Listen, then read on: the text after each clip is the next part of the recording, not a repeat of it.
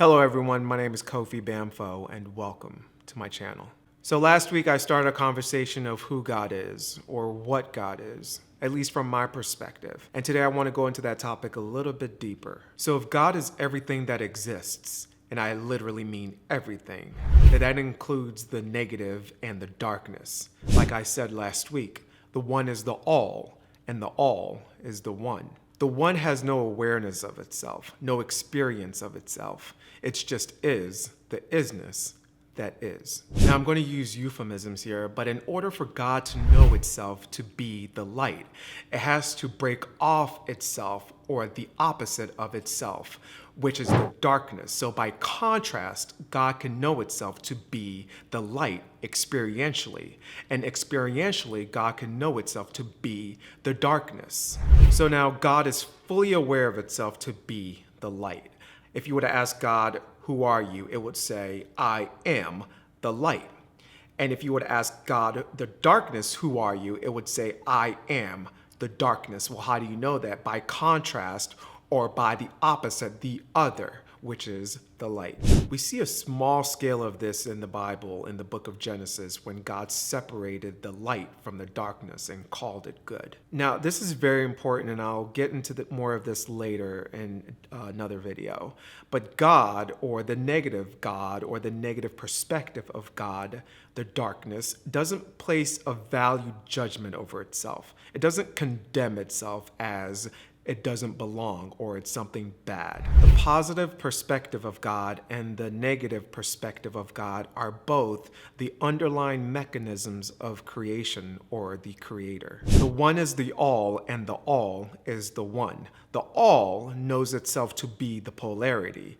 The one is the balance point between the two polar opposites. So God or goddess or all that is or existence itself is a trinity. Down to its DNA, down to the subatomic particle of an atom, is comprised of a trinity. The protons, which represents the positive, the electrons, which represents the negative, and the neutrons, which represents the neutral aspect of creation. And because God is a trinity in this fashion and everything is God and everything is made of God, when it comes to physical reality and non-physical reality, the spirit realm, everything is comprised of these two polar opposites and the balance point being in the center. It's like the yin-yang symbol. You can see clearly the polar expressions of God and with the balance point being in the center. You can also see the human experience in this symbol. In the light, you have the choice to experience the darkness, and in the darkness, you have the choice to experience the light. And you also have a choice to see things from a neutral, objective perspective in the balance point. Now, in the negative, the qualities of the negative is to make it seem like you don't have a choice, but to stay. You don't have the option to leave. So it will impose fear to make it seem like if you left, you'll be in a worse predicament. So don't leave, just stay right here.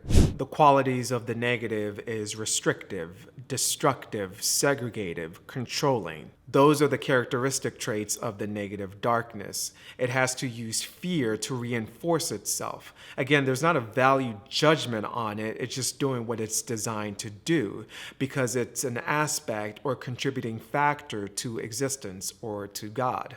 The same way when you choose the positive aspect of creation, it reinforces itself through love and through passion and through compassion. Now, the tricky thing about the negative is that it has to work twice as hard to keep you in the dark because it knows that at the core, you are the light. You are made of light. So it will lie to you and throw everything at you, including the kitchen sink, to keep you in darkness. So here's the thing. You can't choose the positive by invalidating the negative, or you can't choose the positive by judging the negative, because judgment in and of itself is from a place of negativity. So all you're doing is reinforcing more negativity. Remember, the light and the dark, the negative and the positive is God. You and me, all of creation is God experiencing itself from different perspectives. Whether it be from the negative perspective or from the positive perspective, it's all useful experientially in the mind of God. Otherwise, you wouldn't exist. And since you exist, God needs your experience, your perspective to complete itself. Therefore, to invalidate the negative is to judge the negative that it doesn't belong in the experience of creation. But if it didn't belong, then it wouldn't exist. And if it exists, God needs it to exist because that's how God expands or evolves from the different perspectives of all that is. Remember, we are pure consciousness, eternal.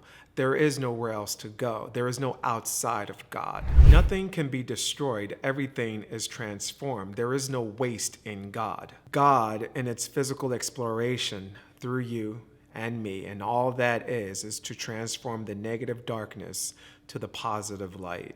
Therefore, instead of judging the negative in your own experience of life, use the negative, use the darkness to point you in the direction of the light, if that's what you prefer.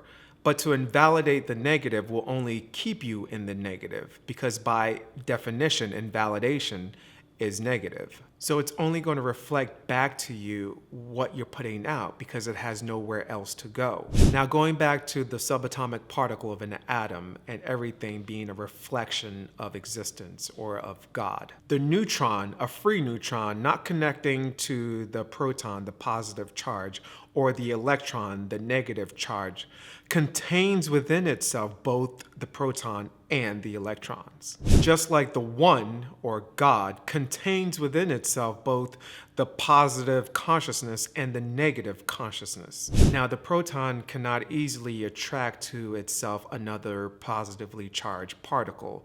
And if it must do so, it must do so through the neutron, because the neutron contains within itself the electron. And through the electron, attract another proton. In other words, if your desire is to gain a positive experience out of any circumstance, you must do so through a neutral state of being where you're not judging the negative, but you're simply choosing the positive. So the neutron has a layer of electrons and contains within its body protons, so it can attract both protons and electrons. So the neutral state of being is powerful because it gives you the option to choose the negative or the positive. Now, the neutron is bigger in mass than the proton and even bigger than the electrons. The electron is smaller in mass than the proton. Now, this is what I meant by the negativity has to work twice as hard to get you to buy into the darkness because it knows it's just smoke and mirrors. Now, the neutral state is slightly bent towards the positive because the neutral state is a position of empowerment because it gives you the option to choose one preferred state of being, and that in of itself is positive. So even if you just let go and go with the flow of the current will carry you in the direction of the positive. So that place of peace, that neutral place of calm and surrender is the place to be. Trusting how your life unfolds without judging yourself or invalidating your value to existence. My name is Kofi Bamfo. Thank you for joining me. Until next time, be well.